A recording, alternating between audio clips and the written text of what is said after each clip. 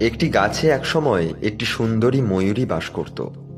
আর তার থেকে একটু দূরেই আরেকটি গাছে একটি ময়ূর বাস করত। ময়ূরটি ময়ূরীকে ভীষণ পছন্দ করত। তো সে একদিন ময়ূরীকে বিয়ের প্রস্তাব দিয়ে বলল, তোমাকে আমার ভীষণ পছন্দ, তুমি কি আমাকে বিয়ে করবে? জবাবে ময়ূরী বলল, আগে বলো তোমার কজন বন্ধু আছে। এই কথা শুনে ময়ূরটি বেশ দাম্ভিকতার সাথে উত্তর দিল, আমি কারো সাথে বন্ধুত্ব করি না, আমি একাই আমার সব কাজের জন্য যথেষ্ট। আমি একা থাকতেই ভালোবাসি, আমার জীবনে কোনো বন্ধুর প্রয়োজন নেই। এসব শুনে ময়ূরী সাথে সাথে তাকে রিজেক্ট করে দিল।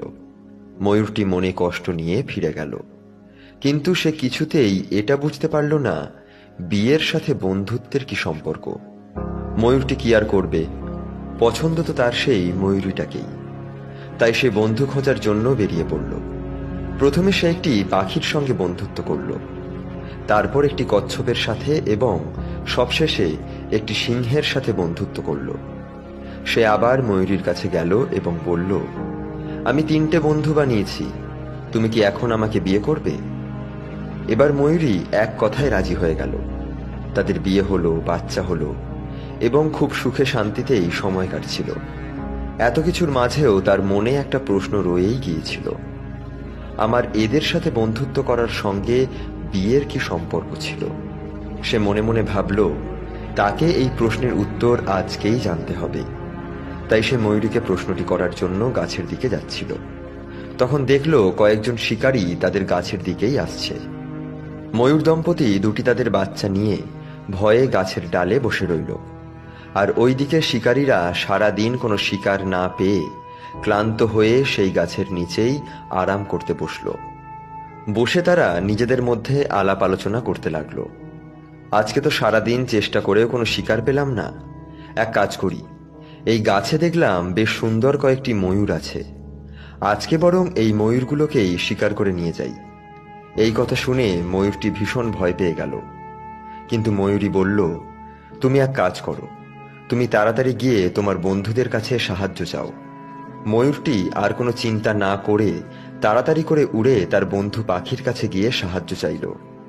পাখিটি গিয়ে প্রথমে কচ্ছপকে জানালো, তারপর উড়ে গিয়ে সিংহকে বলল। এদিকে শিকারীরা তীর ধনুক নিয়ে প্রস্তুত। কিন্তু যেই তারা তীর ছুঁড়তে যাবে তখন একটু দূরে কচ্ছপকে দেখতে পেল। তখন ভাবল, আগে কচ্ছপটাকে ধরি, তারপর না হয় ময়ূরগুলোকে ধরা যাবে। কচ্ছপটা শিকারীদের দেখে সামনের একটা জলাশয়ের দিকে যেতে লাগলো। শিকারীগুলো জানতো না এটি একটি কাদায় ভরা জলাশয়, যেখানে একবার পড়লে ওঠা বেশ মুশকিল। যেই শিকারীরা কচ্ছপকে ধরতে গেল তাদের পা কাদায় আটকে গেল। অনেক চেষ্টা করেও তারা সেখান থেকে উঠতে পারছিল না। আর ততক্ষণে সেখানে সিংহ চলে এলো। ফলে যে শিকারীরা একটু আগে ময়ূরগুলোকে শিকার করবে ভাবছিল, এখন তারাই সিংহের শিকারে পরিণত হলো।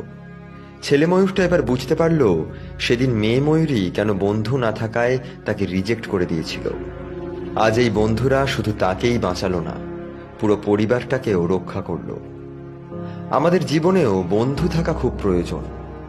আমরা এমন একটি সমাজে বাস করি যেখানে একা আমরা কখনোই ভালো থাকতে পারবো না, একা কখনো সফল হতেও পারবো না, এমনকি একা আমাদের সুরক্ষিত থাকাও সম্ভব নয়।